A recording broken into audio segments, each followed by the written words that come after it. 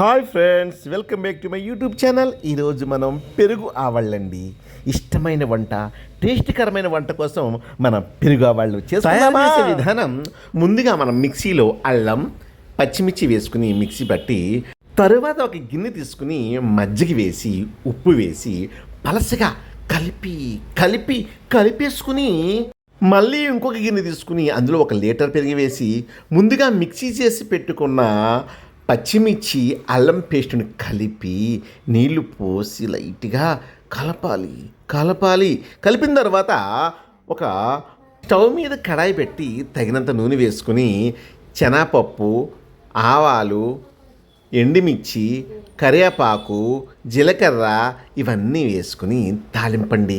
తాలింపు పెట్టే విధానంలో సూపర్. మళ్ళీ కడాయి పెట్టుకుని తగినంత నూనె వేసుకుని గారెలండి. ఆ గారెలు చూసారండి ఎలా పొంగుతున్నాయో? ఈ గారెలు వండి ఆ యొక్క పెరుగులో వేసి మరిగే విధానం, వండే విధానం చూస్తుంటే నోరు ఊరిపోతుంది కదా మై డియర్ ఫ్రెండ్స్.